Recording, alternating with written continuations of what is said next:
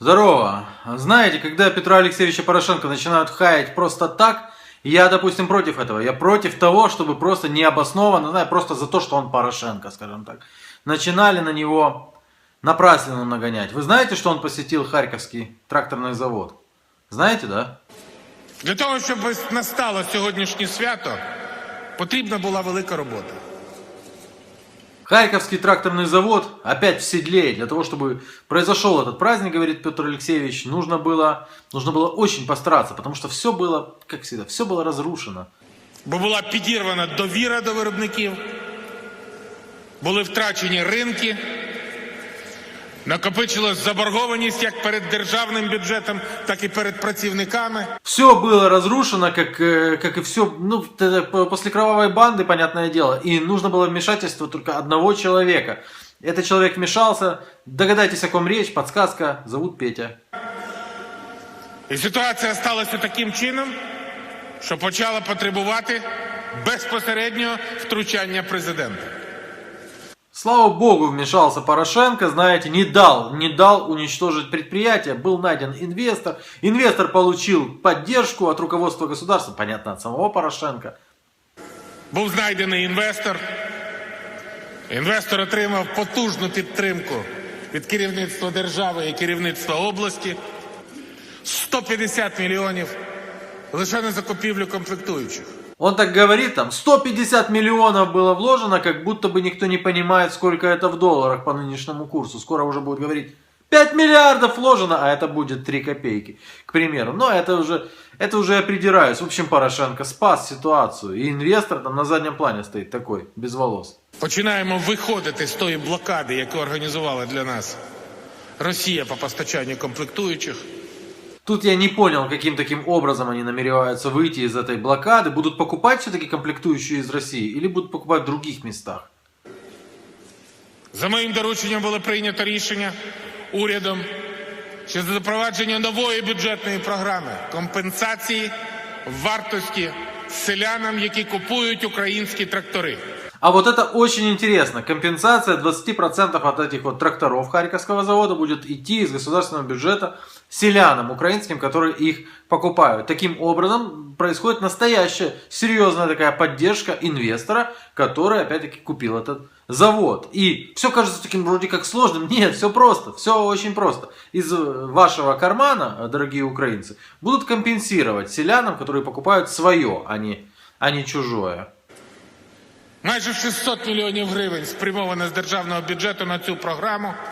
А для чего это делается? Петр Алексеевич тоже объясняет. Покупайте свое, это качественное. Для того, щоб реалізувати головне – купуйте українське. Бо це якість. Это то же самое, если бы правительство Германии начало спонсировать покупку Мерседесов, рассказывая о том, что покупайте, это качественно. Люди и так покупают Мерседесы, потому что это качественно. Но поддержка сельхозпроизводителя, это во всех странах такое. Тут не надо ничего особенного, просто вот мне в разрезе этого завода мне почему-то стало это особо интересно. Потом объясню. Ну, как всегда, Петр Алексеевич Порошенко, знаете, так по-царски, как всегда он приезжает, император повысил зарплату. Поки що вона дещо скромна, але ми домовилися, є президентське доручення. До кінця року має зрости вдвічі.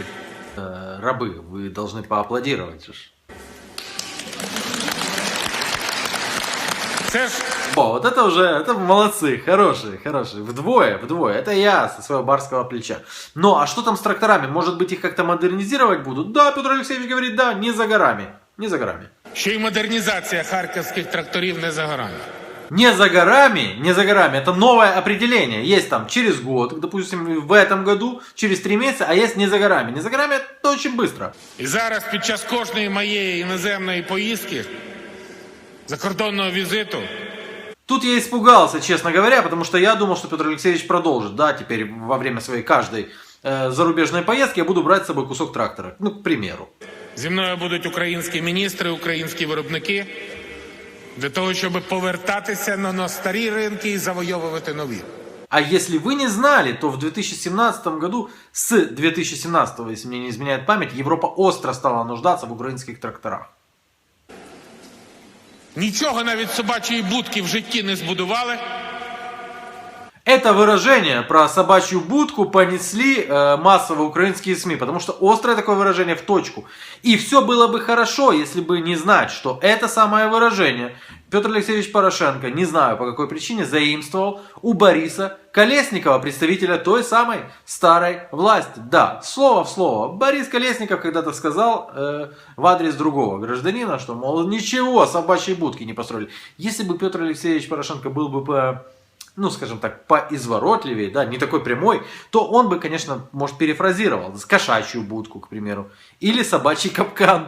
Ми сформували потужну світову солідарність з Україною, яка бореться і переможе.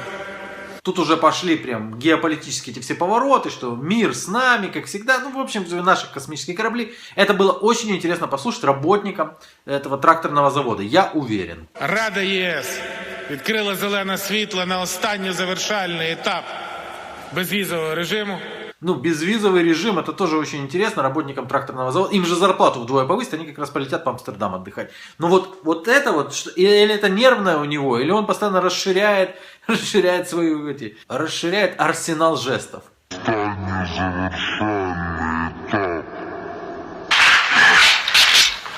Без глупостей, мразь. І ми чекаємо найближчим часом голосування в Європарламенті, яке підтримує наші європейські прагнення. Да, и рабочие стоят и слушают, думают, наши европейские устремления, как бы мне устремиться вот куда-нибудь в кассу уже, да получить хоть зарплату, хоть какую. Ніхто, крім вас, людей, які мають інституційну пам'ять, швидко налагодити це виробництво не може. Ну, а теперь, собственно, переходим к тому, что там по памяти, да, вы, люди, маете институционную память. Я не знаю, что за институционная память, но если человек вообще просто имеет память, то он, конечно же, помнит. Во-первых, в 2013 году из-за чего начинались проблемы на заводе. Остановить тракторный пришлось из-за нехватки комплектующих. Запчасти, двигатели, эмали и растворители уже 10 дней не пропускает украинская таможня. Я понятия не имею, какая причина, нам объяснений никаких не дают. А, вы догадались, чьи эти все комплектующие? Что там сейчас Петр Алексеевич говорит, что нам удалось обойти? Ну, допустим, если говорить конкретно вот сиденья мы покупали турецкие были, потом перешли мы на российские. То есть наших отечественных сидений, ну, их просто нету. Двигателей отечественных тоже нету. Возможно, сейчас это все уже делают в Украине, все появилось украинское, да, возможно, я уверен, и качественное все делают, ой-ой-ой. Но уже при Петре Алексеевиче Порошенко, когда он был президентом уже 2 года, были выступления как раз таки работников завода.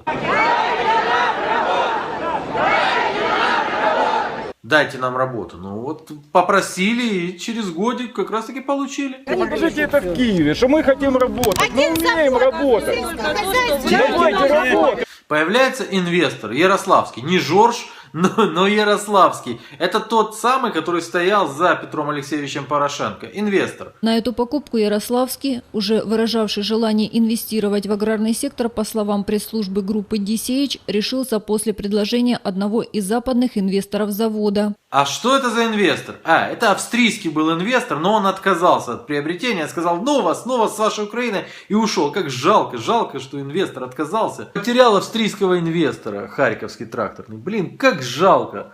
Вот, Ярославский, владелец и президент, приобрел пакет акций Харьковского, от идеи приобретения которого отказался австрийский инвестор. То есть австрийский инвестор отказался, а Ярославский как раз таки купил. А кем является австрийский инвестор? Приближенный Путина избран председателем наблюдательного совета там что-то там чего-то. Так это приближенный Путина. Как нехорошо как-то получилось. В западной прессе его так и называют, приближенный Путина. Дело в том, что он приближенный не только Путина, но и всевозможных российских там олигархов. Да что там всевозможных, да? Олега Дерипаски. В повестке дня станет проблема с руководством. Дело в том, что приглашенный Ярославским на должность руководителя предприятия Андрей Коваль стал объектом пристального внимания сотрудников Службы безопасности Украины. Менеджмент хороший подтянул. Хороший инвестор приходит с хорошим менеджментом. Его подозревают в подготовке демонтажа и дальнейшего вывоза в Российскую Федерацию оборудования литейных цехов, а также технической и конструкторской документации. Прикольно, что? Прикольно. Ну хорошо, что СБУ вмешалась. В марте минувшего года завод возглавил Андрей Коваль. Он же и будет руководить предприятием в дальнейшем. А контрольный пакет акций приобрела группа DCH Александра Ярославского. И про австрийского инвестора тоже.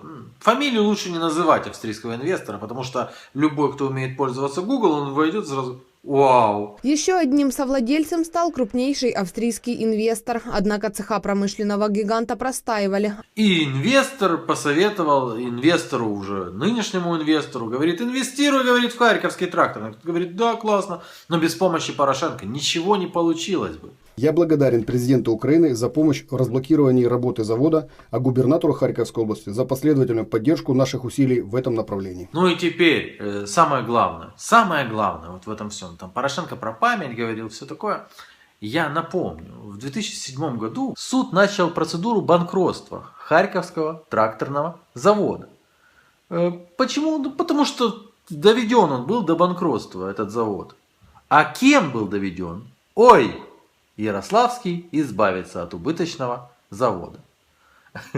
Схема простая как мычание. В 2005 году на завод уже заходил тот сказочный инвестор, которого сейчас второй раз нашли. В 2005 зашел, в 2007 завод был обанкрочен. Проблемы за проблемами. И тогда появился Олег Дерипаска, российский олигарх, который как раз таки и купил это убыточное предприятие. Понятно, купил чуть-чуть уже дешевле. А сейчас у Олега Дерипаски этот завод выкупил опять-таки этот инвестор, который в 2005 на него зашел, на этот завод, и в 2007 помог его обанкротить, и для того, чтобы купил его опять-таки Дерипаска. Знаете почему? Потому что земля-то круглая, и все ходит по кругу, знаете. И теперь из государственного бюджета будут там спонсировать покупку тракторов с завода, который по факту принадлежит кому? Не знаю кому, но отчетливо слышится звон балалайки где-то. Вы не слышите? В любом случае, слава Украине! Героям слава!